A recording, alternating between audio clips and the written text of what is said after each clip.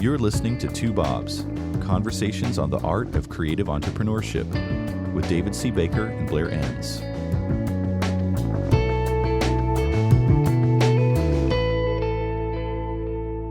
All right, David, one of the reasons that we do this podcast, and I've never shared this with you, is because it's a great way for me to get a whole bunch of free consulting from you about my business.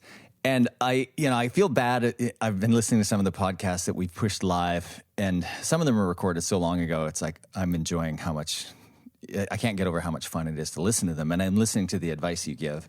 And usually I'm nodding my head. Sometimes I'm shaking my head. But I'm a little embarrassed at how much we're talking about our own businesses, or at least I'm talking about my own business, because this is supposed to be for the listeners. But having said that, they're not paying squat, so I think it can be for us. Screw them. Screw them all. So in pursuit of me continuing to get free advice from you, we're going to talk about what happens when you step away from your business. And I know you've written something about this, but this is really of interest to me because here we are like 4 months into a new year, and I've got my eye on next year, where one of my goals for the end of this year is for my business to be a self-managing business. And I've had to articulate, well, what does self-managing mean? And to me, it means, in my business, and it's going to be different for everybody, but in my business, it means I can take my wife and I, who's my business partner and the COO in the business, together, we can take 2 months off and the business will continue to run, number one. And number two, we can both travel for an entire year and work remotely, and the business will continue to function. And when I say function, I mean function and continue to grow. So right. I have this idea, these two ideas, that by next year, I'm not saying I'm going to do these things, but I want to be able to do these things. And then you write this article that tells Dashing me your hopes. Yeah, exactly. I'm very good at. I mean, I have a you PhD in hope dashing.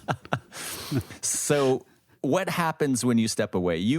First of all, am I alone in thinking that this should be a goal that I should set for myself, that I should be able to step away from my business for an extended period of time? I think for most people, it should be a goal. But whether it's good or not, it feels to me like how we answer that question is different for the audience that you and I serve, creative entrepreneurs. And so I wish we could say that stepping away from a creative business is the same as stepping away from, say, a dry cleaner or an accounting firm or something like that. But it feels very different to me. And there's also a lot of anecdotal evidence out there that it is different, that it doesn't work out quite the same way. But we probably ought to define, like, one step away.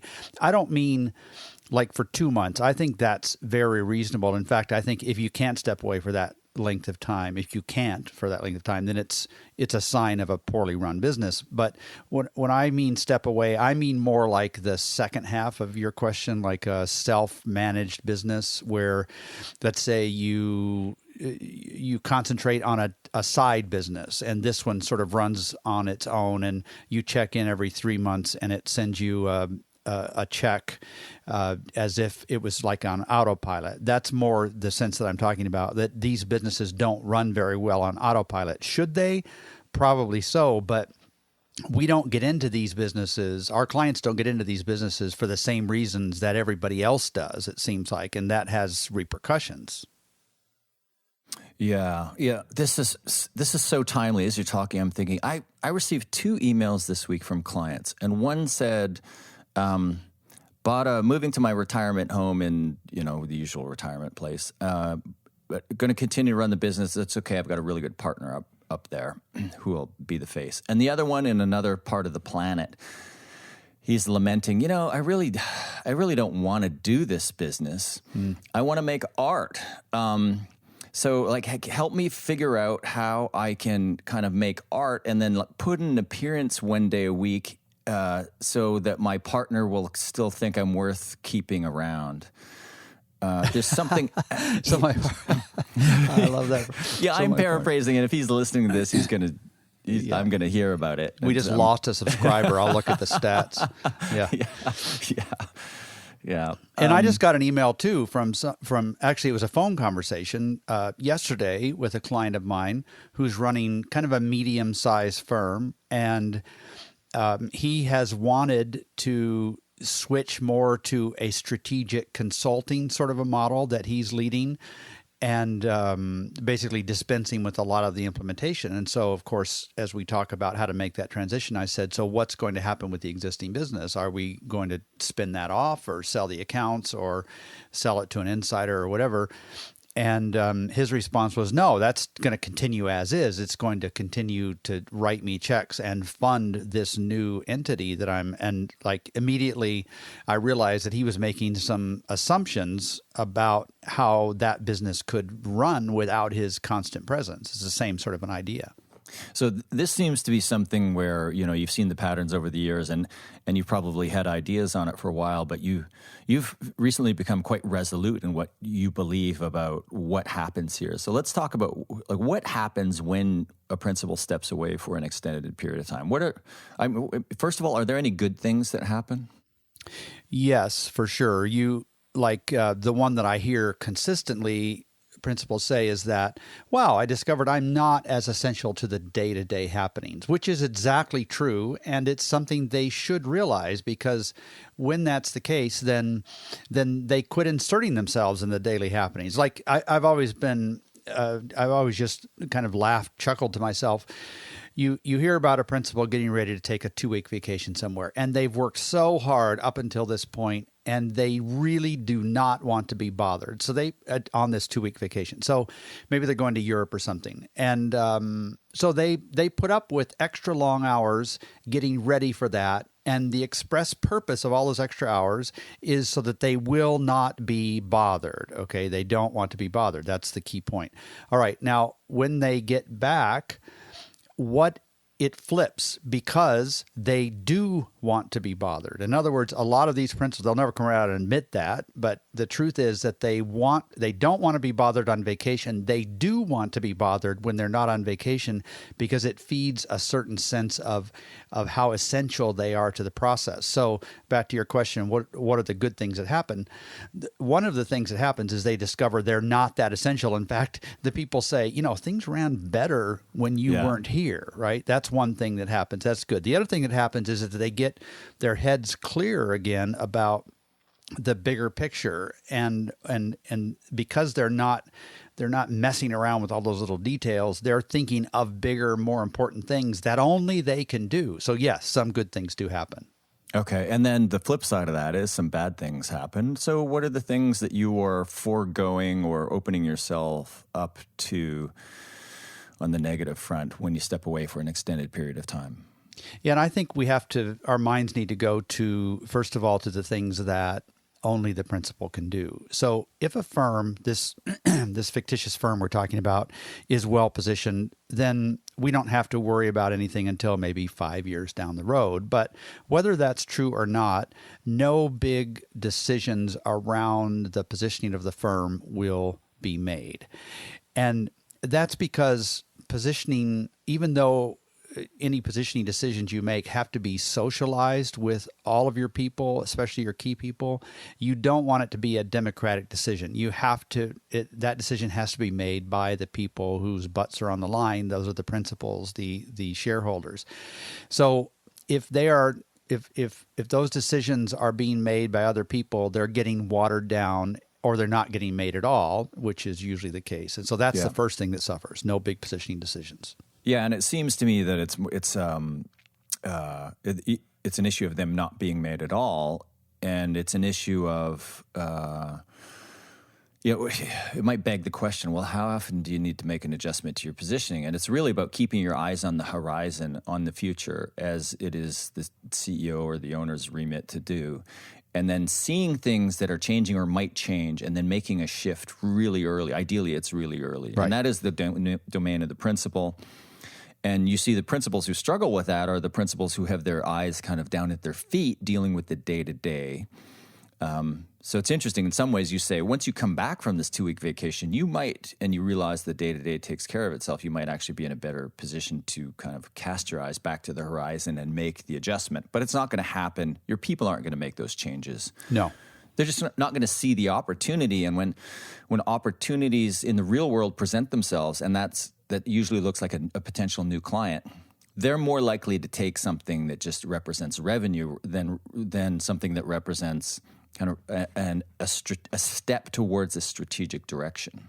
Right, because you've been paying these folks to fulfill a mandate for which you've been very specific, and that mandate does not include a lot of risk taking. It usually is a mandate to fulfill the promises that you've made to clients and so on. And very few of your employees are in your trusted circle about how they're going to assess risk. And so they're just simply they're not rule followers, but they don't necessarily feel like they have the permission to go off and make those big decisions without at least checking with you first. So, yeah. Yeah, that's an interesting way to look at it. Never really thought of it that way before, but there's a delegation or a division of responsibilities, and at the ownership level and executive level, we're making the high risk decisions, and down below that, you're making the low risk decisions, and you're paying off the promises that we've made. Okay, so the first negative thing that might happen when you step away is your positioning doesn't change. There's no big, bold adjustments to your positioning or kind of the company strategy, which is essentially the same thing. What's after that? What else might go wrong? Well, the other one that comes to mind, and it's related to this positioning, is just the service offerings. And I over the years, I kind of take a mental inventory of how I feel, how I think about these issues. The issue of positioning is no less important than it's ever been in my mind. But the issue of service offerings is becoming more and more important in my mind. And I actually feel like I'm just entering this room right now, and the lights are slowly coming on, and I don't even know yet what I'm going to discover around service offerings. Recently, I had this epiphany that most of your clients should be using most of your services most of the time, or you shouldn't have them on the menu of service offerings, following the idea that you espouse a lot about how we need to direct the client relationship.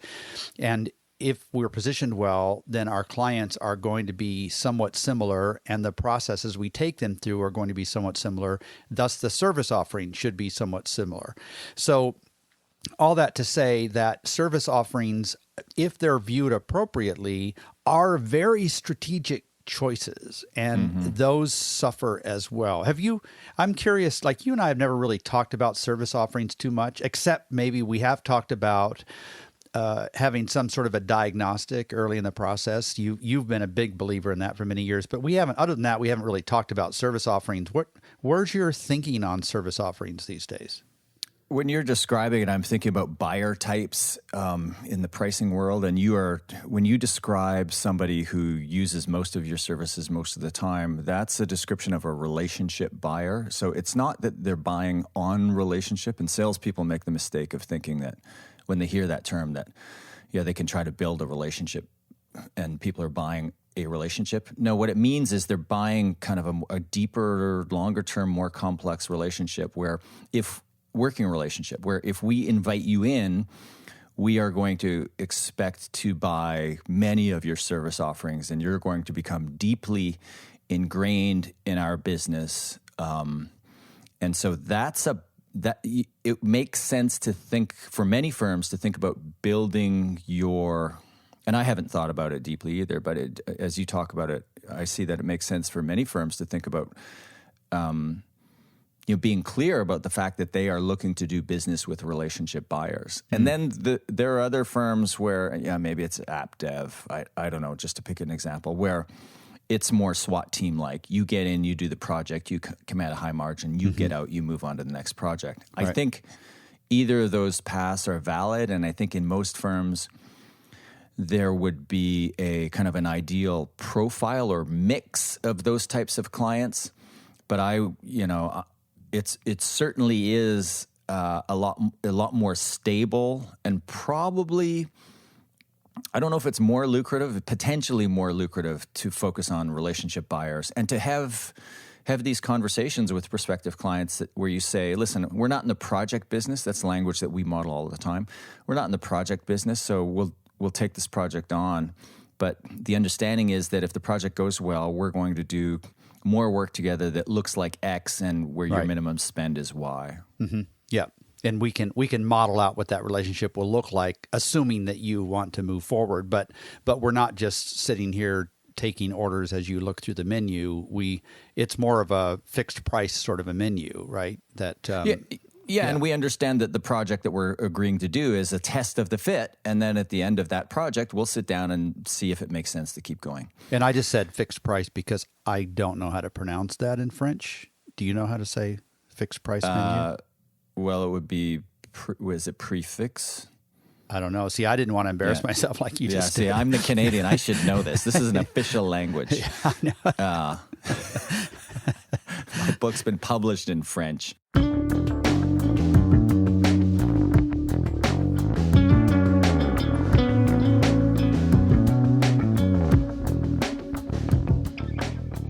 You're listening to Two Bobs, conversations on the art of creative entrepreneurship. Your hosts are David C. Baker of Recourses, author, speaker, and advisor to owners of expert firms, and Blair Enns of Win Without Pitching, the sales training and coaching program for creative entrepreneurs. For more information, go to twobobs.com. If you find this podcast helpful, please help us by telling a friend and rating us on iTunes. Thank you. Now back to David and Blair. All right, so no big, bold adjustments to your positioning, little discernible change in your service offering. So your people are not kind of evolving your service offering in your absence. What else happens? On your list here, you've got slow descent into IP hell. What does that mean, the slow descent into IP hell?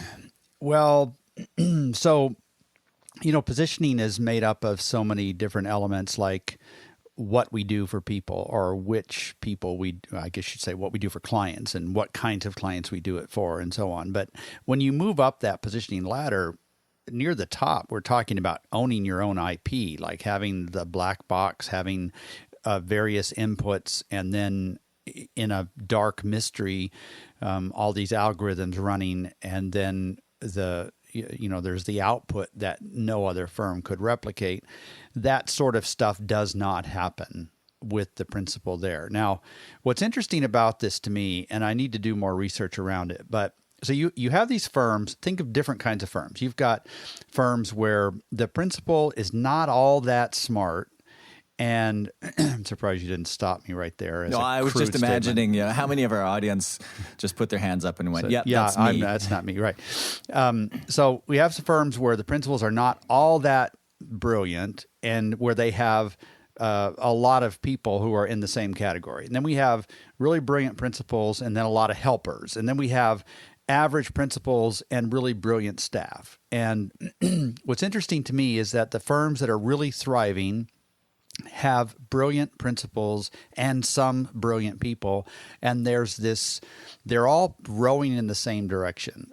It's not like the IP doesn't come from one source or the other. I guess the pace of the IP and the direction of the IP is set by the principal, and then there are multiple people on staff who are contributing to that.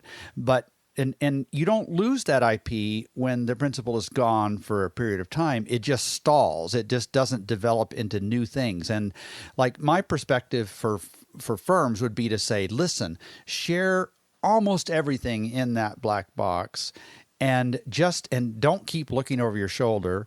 Don't worry about who's going to copy it. Just keep reinventing new things. And that process of reinventing new things tends to stop when you're gone. And I'm talking about gone for a year, like maybe it's a health issue or maybe there's some family thing or whatever it is. When you're gone for a year, you don't lose your firm necessarily, but nothing happens. You come back to it and you look around and you think, I wonder what happened while I was gone. And you say, nothing, like it, especially this IP hell thing. And that's what I mean by that. The second part of Slow Descent into IP Hell, you wrote, where the firm's insight begins to look more like content. There's something behind that. The firm's insight begins to look more like content. Are we all in the content creation business these days? What's wrong with publishing content? Nothing, except everybody's doing it. 10, 12 years ago, not many people were doing it. And then as the internet kind of matured, it became a process. New business became a process of clients finding you, potential clients finding you, and they did that because of the content you produced. And at the moment, that content was good enough, more than good enough. But now that everybody's doing it, content isn't enough. It's just really, really blah. And so I've just started to refer to insight as basically better content. That's all I mean by those two words. Gotcha. And that falls by the wayside. Okay, so there's a pattern here that the things that suffer when the principal is away, surprise, surprise, those are the things that, the domain of the principal, looking out into the future, making big changes, thinking about the creation of future value. Right. Whereas the people who are running the day-to-day, they're in charge of delivering value today. Right. So these ideas of creating future value, positioning new service offerings, evolving your IP, those are the things that stall. Although it sounds like you're saying, and I can see how this would be the case, operationally, usually things go really, really well. Is that right? Right, exactly. Because principals are not moving in and out of the process unpredictably. That's the single thing that drives employees nuts. It's not that you're very involved or you're not very involved. It's that you're not involved at the same degree on a regular, predictable basis. So when you're gone, what they love about it is not that you are uninvolved. They love the fact that you are predictably uninvolved. Does that make sense? Wow, that's a great insight. Yeah. I would have never thought it. Okay, so, but there's a fourth thing on your list, and this is, I said operationally things seem to go well, but maybe not in this last category. You want to talk about that? Yeah, and so people don't spend your money the way they would spend their own. This is interesting when you think about transitioning a firm to internal people. So if we can kind of change the subject just a little bit and think about succession, some principals will think pretty deeply about transferring the firm to internal key employees for one of two reasons. Either they just feel indebted to these folks who have been with them, pulling the plow for so many years and who are so responsible for the success of the firm, or because they can't find anybody who actually has money to buy it. So that's when they kind of default to this. But when you think, so now switching back to this conversation, if you think about these firms who are run by principals who may take some time off, extended time off, and just leave somebody in charge to run the firm. Okay, now who is going to be in charge back at the firm and make the right decisions? This is going to have to be somebody who is entrepreneurial enough to act like an entrepreneur and make the right decisions, but who's not so entrepreneurial that they think they don't need the principal anymore. And that's the catch-22, because somebody right there in that middle ground, sometimes they don't have, if they think they can do this without the principal, then they're just going to go off and start their own thing. If they think they need the principal somewhat as a crutch or as this safety net under the Highwire Act, then then they probably aren't going to be making the risky enough decisions to keep the firm thriving. When it comes to spending money, oh my goodness, it's like that is a terrifying thing to see how employees, even key employees, want you to spend your money. And if you aren't there making those decisions, you'll be pretty shocked because you're still going to be personally responsible for the decisions that they make. So it sounds like for you to step away for an extended period of time, you really need to have the parameters in place around how money gets spent. Yeah. Is that right? Yeah, and how we agree on what we're going to track and how decisions are going to be made and how you're going to report those to me and how much leash you're going to get and what does the leash tug look like and how will you react to that and so on. So it's I'm not saying that, well, listen, here's another way to look at it. Do either one of us know of anybody who has invested in small creative entrepreneurial firms as an external investor, as a hands-off investor? I can't think of a single person. I don't know if you can or not. Yeah, I know a few. You know a few, okay. Yeah. So apparently it's not a good investment decision. Apparently, in other words, people need to be involved in the day-to-day to protect their investment, which is not the case in thousands of other situations. So there's something very different about our business because there is not we don't have a lineup of people waiting to invest in this field as non-participating investors. We don't have that. That tells us that there's something different about these firms. It tells us that you can't, if you are the one in charge, you cannot walk away, which would be exactly what an investor would do. And it's just like there's a clue there. Maybe we don't understand it completely, but there's a clue there. Well, I think you're right. And I think of the examples that I can think of, all but one. I'm probably thinking about that one a little bit differently. But so the rest of them, they're all friends and family. They're investing to help the principal out, not because I imagine, I haven't talked to all these people, but not imagine because they feel like it's a great investment. Probably they hope it's a good investment and they're doing the right thing because they want to help this person out. Right. But it's not a pure financial investment or financial decision. Yeah. Hey, so back to the idea of having a strong number two who's a little bit entrepreneurial but not too entrepreneurial. I was wondering as you were explaining this, thinking, well, you've worked with about almost 1,000 firms now directly on a consulting basis. Have you ever seen a situation, or can you imagine a situation where the principal goes away on an extended vacation or sabbatical for whatever reason? They do have a strong number two that's maybe a little bit more entrepreneurial. Do they ever worry about a coup, number one? And number two, has a coup ever happened that you've seen? Oh, yes and yes to both of those questions. They do worry about it, although I can think of more situations that went well than ones that ended up in a coup, but they certainly do worry about it. And yes, that's happened very frequently. It almost always happens when a principal does not enjoy running the firm, which usually revolves around the employee side of things. And so they bring in this operating person, and because they want to empower them, they often give them some sort of, well, at least a title and money and maybe even some ownership so that they'll have the kind of the equity with the employees. And the odd thing is that if you just measure that experiment across the first, say, 6 months or 9 months, things look really good. Things are better than they were because this person is a better people manager than the principal was. It's true. Now, but every time that person, this COO, makes a decision that employees like, they frequently think about what the principal would have decided in that same situation. And over time, the loyalty switches from the principal to this COO. And one day, usually a year and a half to 2 years later, the principal wakes up and discovers in this shock of reality that they no longer have a firm, that this other person has the firm, and that they have lost all the loyalty with her. And that happens frequently. And it's what's dangerous about it is that the early signs of this experiment are very good, and so it lulls you into this sleep, and you wake up, and many people have lost their firms over that. But is that?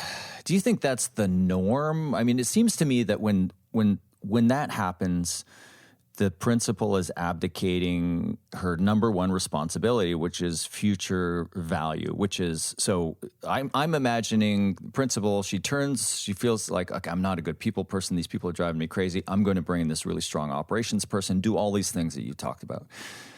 So the operations person starts to get things running well, gets the respect of the people underneath her. And then the principal, she can go play tennis, right? Or sail the Caribbean or whatever. But if she really uses that opportunity to lift her eyes on the horizon and come into the office one day and say, people, we're making a dramatic shift. There's something changing. We are going to make a big investment in X. And I'm imagining that just kind of rattles everybody, maybe including the operations person a little bit, but excites them and gets everybody running in that direction. Because to me, that's the role of the principal, of the CEO of the firm. So as long as I'm just imagining this, you tell me if it happens or if it's, the reasons why it wouldn't or couldn't happen.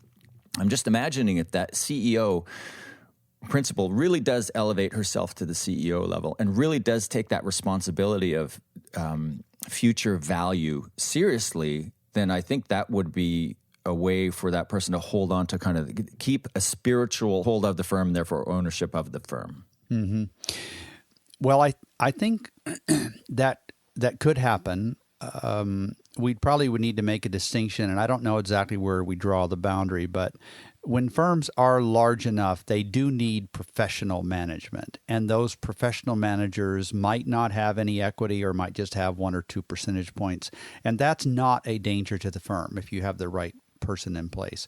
But in a smaller firm where the key people, say the 3, 4, or 5 department heads, need to answer to somebody. When those people answer to anybody who is not a shareholder, it's very dangerous. And I have not been able to figure out exactly where that line needs to be drawn. But like, I know that 100-person firm needs professional management, and what I've just described is not a danger. But I also know that a 20-person firm does not need professional management other than the principal. And but I don't know where the line is between 20 and 100. But what you can't do is have the department heads answering to somebody who is not an equity partner. That's what destroys things. Gotcha. That's an important point. Okay, we're running along here, but I want to hit one more point before we wrap up. I mentioned 2 examples from earlier this week where principals who had partners really wanted to kind of move. One wanted to move away physically, is moving away physically or has already, and the other one wants to physically and kind of beyond physically, chronologically. I mean, in terms of how much time they spend in the business. You've got some strong thoughts around what the partnership agreement should say about that. Yeah, I would always, if I have a choice and if I have input in the decision, I always build an automatic trigger in a partnership agreement that says if for any period of time greater than X, say 6 months, a partner is not working at least, say, 60% in person in the business, then it triggers a sale clause where they must sell and the remaining partner has the option to purchase. You can't force somebody to purchase, but they should have the option to purchase, because in every case that I've seen this happen, it doesn't work well. Now, you can have, let's say, so I've got a client that has, basically there's 2 parts to the firm, one in London, one in San Francisco, and there's a principal in both places. Now, that works fine. I'm not talking about that. I'm talking more about if there's, say, a 15-person firm, 2 of whom are principals in New York City, and one of them wants to move to San Francisco and by themselves, but the rest of the staff and the other principal stays in New York.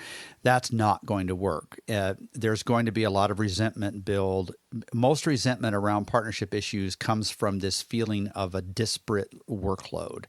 And no matter how much the San Francisco partner wants to do their part, they simply won't be able to do their part. And so it falls apart. And that's why I would put that trigger in the partnership agreement. All right. Thanks, David. This has been great. Well, people, that's what happens when you step away from your business. Thanks, Blair. Thank you for listening to Two Bobs with David C. Baker and Blair Enns. Subscribe and learn more at twobobs.com. That's the number 2, BOBS.com.